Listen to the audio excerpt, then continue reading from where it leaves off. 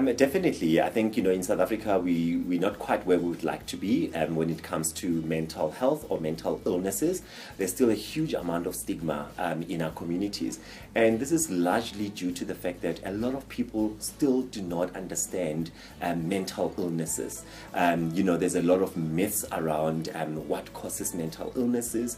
And also people find it difficult to define, mental illnesses. There is, if you look at the African languages, for example, there is not even a single word that describes depression as a type of a mental disorder. So therefore, I think, out of ignorance, and I really qualify this respectfully, that because people aren't aware, people aren't educated about mental illnesses, then they tend to actually stigmatize it. I think it's fear of the unknown.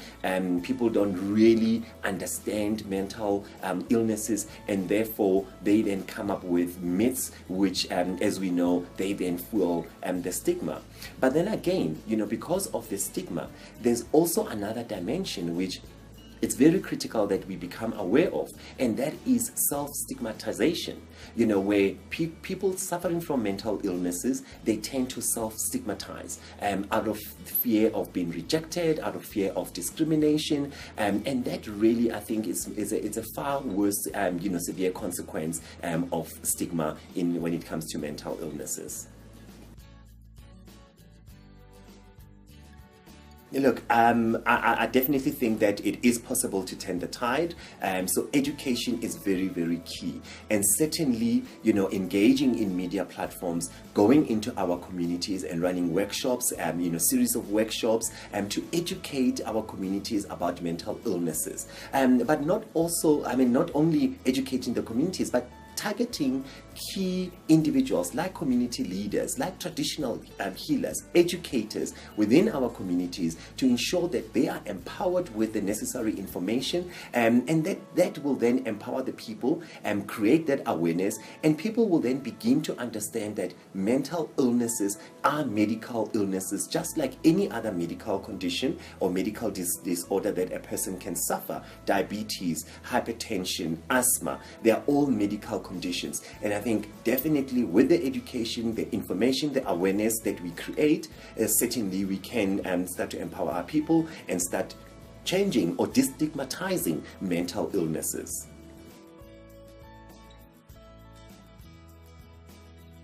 I like this question because, mental illnesses, they do not discriminate. They're not interested about your skin color. They're not interested whether you are male, female. They're not interested with your social, class or standing. So they do not discriminate. So it's a very democratic, set of illnesses. So therefore, they can affect anyone at any given point in time of their life, be it male, female. There is a misperception out there that mental illnesses tend to affect more women than males. Unfortunately, this is largely due to the fact that the statistics that are available, they tend to count more females, because largely females are the ones that are coming to present with mental illnesses. With males, we are really brought up to believe that we are tigers and we don't cry, and therefore we can't really show our emotional and psychological distress. But we understand and we do know that males are equally affected by mental illnesses. That's an interesting one. As I mentioned earlier on about discrimination, we find that a lot of people that are suffering from mental illnesses in the workplace, they become very afraid to actually say or express or disclose, that they are suffering from a type of a mental disorder.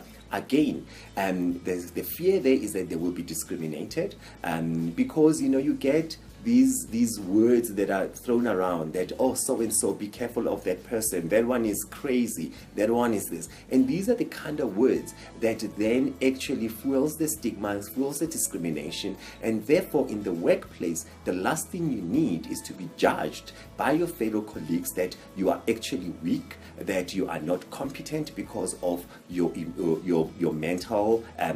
illness. And therefore we find that a lot of people find it very difficult difficult to come forward in the workplace. But also we know there has been cases of individuals that have been, open about their mental illness in the workplace, and actually they've had to suffer quite, consequences, where they then get dismissed, they get sidelined, they get treated differently and discriminated. And therefore, this is the kind of thing that really makes it very, very difficult in the workplace for a lot of people to disclose and to really share what is it that they are going through.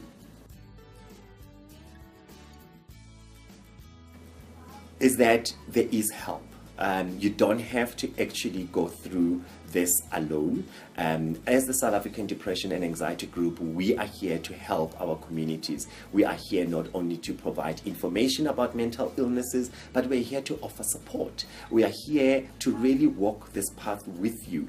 There is help. Reach out to us, and we've got trained counselors that really will be able to hold your hand and really go through this journey with you. We also have got experts that work together with us, where we are able to refer you, be it to a psychiatrist, be it to a psychologist, be it to a hospital, where you can actually get the help, the medical help that you so require. So there is hope. Do not think that you are in this alone. Give us a call, get in touch with us, and we'll be able to assist you and start offering you those alternatives.